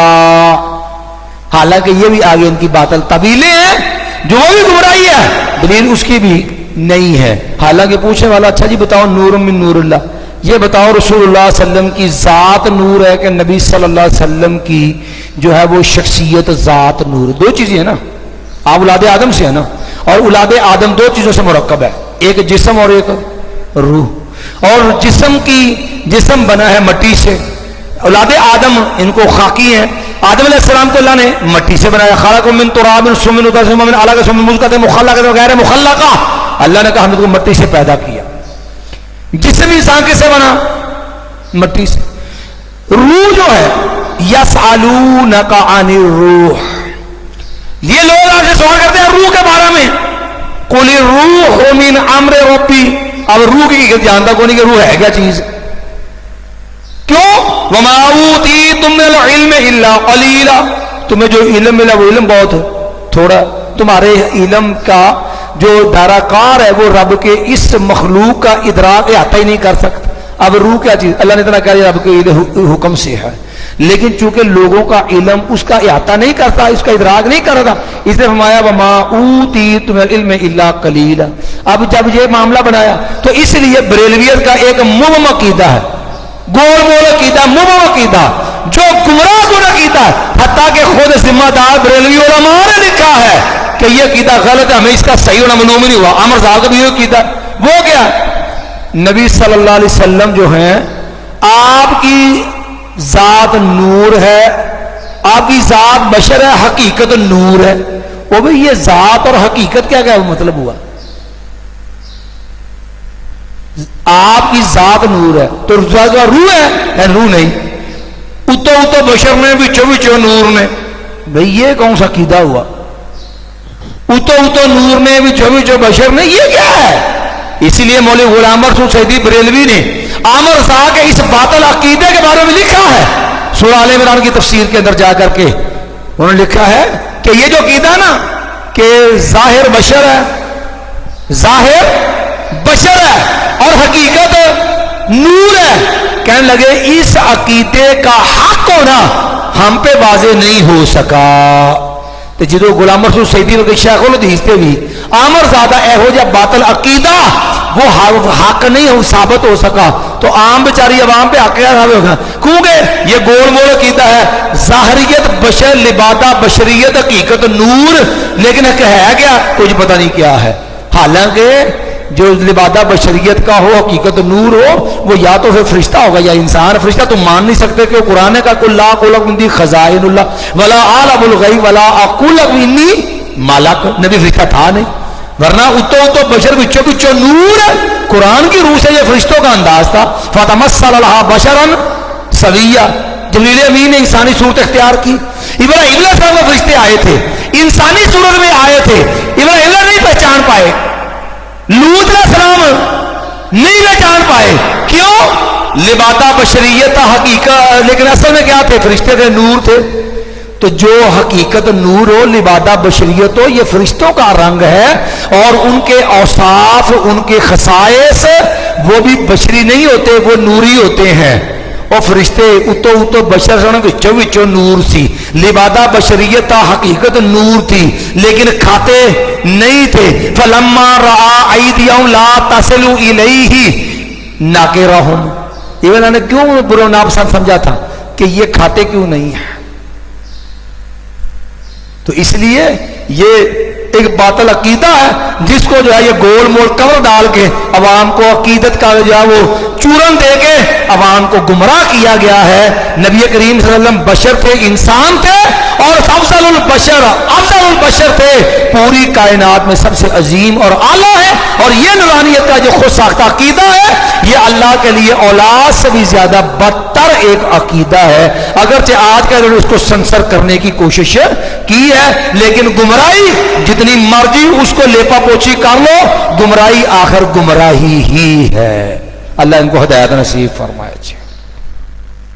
کل اللہ کا سب کے سب اسی کے لیے فرما بردار ہیں. سبحان بحمدک اشہد ان لا الہ الا انت استغفرک و اتوب الیک. اس سے آگے انشاءاللہ جی کل پھر انشاءاللہ پڑھیں گے. یہ ایک سوال ہے جی، لیکن اللہ کی صفات کا انکار ہے بندہ کافر